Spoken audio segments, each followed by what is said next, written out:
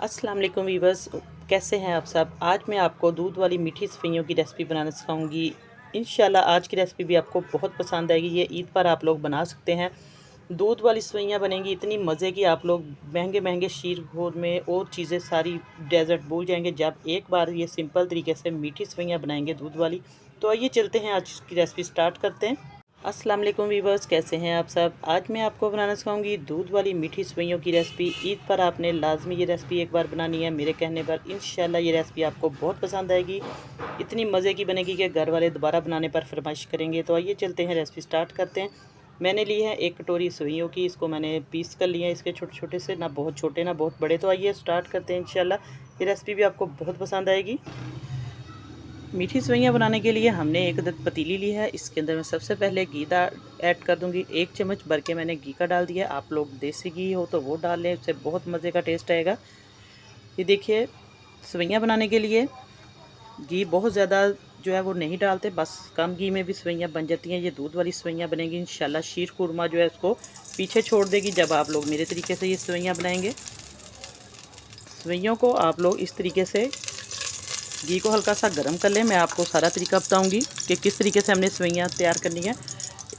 आप लोगों की सेवइयाँ अगर वाइट कलर की हैं तो उसको रोस्ट आप लोग कर लें, और मैंने भी थोड़ा सा इसको रोस्ट करना है ताकि ये इसकी नमी वगैरह भी ख़त्म हो जाए और उसका टेस्ट भी बहुत मज़े का आएगा। तरीका बहुत सिंपल है, इसको हर कोई आसानी से घर में बना सकता है। बस आपने रेसिपी को पूरा देखना है स्किप किए बगैर। इंशाल्लाह आपकी रेसिपी बहुत ही अच्छी बनेगी और घर वाले फरमाइश करेंगे कि इसको दोबारा बनाएं। और सेवइयाँ बनाने के लिए सबसे ज़रूरी जो बात है, आपने फ्लेम को बिल्कुल दम वाला रखना है ताकि सेवइयाँ जो है बहुत नाजुक सी ये जल्दी जल जाती हैं। तो ये आप लोग बात याद रखिएगा। जब तक हमारी सेवइयाँ जो है फ्राई हो रही हैं, हल्की सी बस हमने इनको रोस्ट करना है 1-1.5 मिनट तक, ताकि इसका थोड़ी सी खुशबू आना शुरू हो जाए। जब आपने फिर ये देखिए, तो अब इसके अंदर मैं थोड़ी सी बादाम और इलायची डाल दूंगी। आप लोग, आपके पास जितने भी ड्राई फ्रूट है आप लोग डाल सकते हैं। इसी के दौरान हम इसको रोस्ट कर लेंगे। इस घी के अंदर मैं बादाम डालूंगी और 2 अदद मेरे पास इलायची है, ये डाल दूंगी खोल कर। देखिए, इलायची और बादाम मैं इकट्ठे डाल रही हूँ। जितने आपके पास ड्राई फ्रूट हो अच्छे लगते हैं आपको उतने डाल लें। ये दोनों चीज़ें कंबाइन आप लोग ड्राई कर लें, इस तरीके से इनको फ्राई कर लें। तो जब तक मेरी सेवइयाँ फ्राई हो रही हैं, तो चैनल पर नए आने वाले मेरे बहन भाई मेरे चैनल को सब्सक्राइब कर दें, साथ बेल का बटन है वो भी प्रेस कर दें ताकि आपको आने वाली वीडियो का नोटिफिकेशन सबसे पहले मिले। और मेरी कोशिश होती है कि आपको मैं बहुत आसान रेसिपीज़ दूँ ताकि इसको हर कोई आसानी से बना ले, जो बिगनर्स है वो भी। तो अब देखिए, हमारी सेवइयाँ माशाल्लाह से इसका कलर जो है वो ब्राउन होना शुरू हो चुका है और खुशबू आना शुरू हो चुकी है। तो अब इसके अंदर हम जो चीज़ डालेंगे, आपने देखना है कौन सी चीज़ किस स्टेप में जाएगी। तो अब मैं डालूँगी इसके अंदर शुगर, यानी कि चीनी आप लोग अपने टेस्ट के मुताबिक डाल सकते हैं, लेकिन इसके अंदर मैं तकरीबन 3 से 4 चम्मच चीनी के डाल दूँगी। 1 कटोरी मेरे पास थी सेवइयों की। मीठा जैसा आप लोग घर में पसंद करते हैं उस हिसाब से डालें। सारी चीज़ें आप लोग इसी तरीके से देखिए। अब इसको, चीनी को भी हम इसके अंदर मिक्स कर लेंगे। इतनी मुश्किल ये रेसिपी नहीं, लेकिन खाने में बहुत मज़े की बनेगी। अब चीनी जो है आहिस्ता आहिस्ता से मेल्ट होना शुरू हो जाएगी। इसी के साथ मैं इसके अंदर डाल दूँगी दूध, क्योंकि ये सेवइयाँ जो है दूध वाली है, अलग से हम दूध नहीं डालेंगे। बिस्मिल्लाहिर्रहमानिर्रहीम। बस इस तरीके से हम दूध डालते जाएंगे। दूध आप लोग जितना आपके पास दूध सेवइयाँ उस हिसाब से दूध डाल दें। मैं तकरीबन देखिए सेवइयों के हिसाब से दूध डाल रही हूँ इसके अंदर। अब इसको अच्छे तरीके से हमने दूध में पका लेना है। मलाई वाला दूध मैं डाल रही हूँ, आप लोग इसके अंदर डिब्बे वाला दूध भी डाल सकते हैं। तो अब देखिए, दूध को जोश आना शुरू हो चुका है। बस इसको दरमियानी आंच पे हमने सेवइयों को पकाना है ताकि ये अच्छे तरीके से गल जाए दूध के अंदर। दूध डाल दिया, अब इन्होंने अच्छे तरीके से गल जाना है। आहिस्ता आहिस्ता इसको पकाते जाएं। बहुत मज़े का, बहुत ज़्यादा क्रीमी सा इसका टेस्ट आएगा इंशाल्लाह। तो अब हम इसका नेक्स्ट स्टेप करते हैं, जिससे ये बहुत मज़े की ईद की सेवइयाँ बनेगी। ईद पर आप लोग लाजमी एक बार बनाएं मेरे कहने पर इंशाल्लाह। मुझे उम्मीद है कि आपने ये पहले कभी नहीं बनाई होगी, आज बनाएंगे आप लोग ईद पर। इस बार तो ज़रूर मुझे फ़ीडबैक देना है आपने। तो अब मैंने ली है 1 कटोरी, इसके अंदर मैंने थोड़ा सा देखिए दूध डाला है। आप लोग पानी भी ले सकते हैं। तो अब इसको मज़ेदार सा हम जायका देंगे, सेवइयों को यमी सी बनेगी। 1 चम्मच मैं भर के कस्टर्ड का डाल दूँगी। आप लोग कोई सा भी कस्टर्ड डाल सकते हैं, मैंने वनीला कस्टर्ड लिया। अब इसको अच्छे तरीके से हमने मिक्स कर लेना ताकि गुटलियाँ इसके अंदर ना बने। आप देखिएगा, इस तरीके से आप बहुत मज़े की सेवइयाँ आसानी से घर में बना सकते हैं। बहुत ज़्यादा महंगी आप लोग बाज़ार से या डेज़र्ट बनाते हैं तो उनके मुकाबले में ये बहुत सिंपल रेसिपी और खाने में बहुत मज़े की इंशाल्लाह होगी। तो अब इसको अच्छे तरीके से मैं मिक्स कर लूँगी।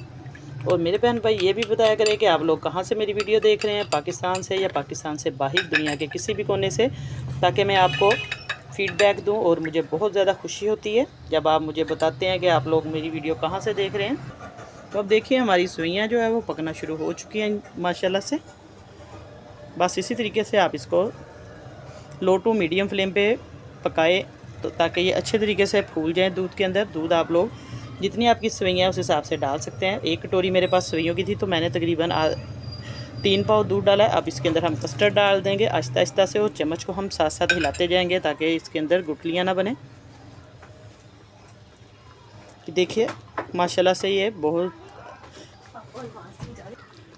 तो अब देखिए हमारी सेवइयाँ जो है वो अच्छे तरीके से गल चुकी हैं क्योंकि हमने इसके अंदर कस्टर्ड डाल दिया। इससे बहुत अच्छे तरीके से थिक हो गया सारा दूध भी और गाढ़ी भी हो चुकी है माशाल्लाह। देखिए ये शीर खुरमा जो है उससे भी बेस्ट बनी है, आप लोग ज़रूर बनाएं। और बस इसको हमने 2-3 मिनट तक पका लेना है ताकि जो हमारा कस्टर्ड है वो अच्छे तरीके से उसका कच्चापन जो है वो दूर हो जाए। तो आप लोग देख सकते हैं माशाल्लाह इसका आप लोग टेक्सचर देखें सेवइयों का।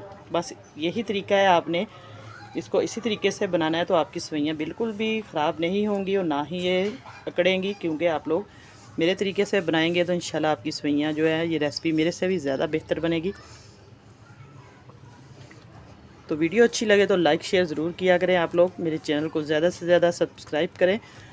तो बस हम इसको फ्लेम को बंद कर देंगे और इसको थोड़ी देर हम ठंडा होने देंगे, क्योंकि ठंडी करके इसको आप लोग फ्रिज में रख सकते हैं थोड़ी देर के लिए। रात भर भी आप बनाकर इसको रखेंगे फ्रिज में तो सुबह आप लोग ईद वाले दिन इसको खाएं तो बहुत मज़े की ये बनेगी इंशाल्लाह, ठंडी ठंडी सी सेवइयाँ।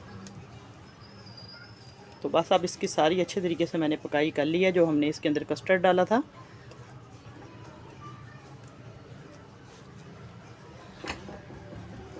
तो मेरी रेसिपी आप पहले भी देख सकते हैं मेरे चैनल पर, मैंने सेवइयों की दी हुई है, सूखी सेवइयाँ भी दी है मैंने, खुश्क सेवइयाँ जो मीठी।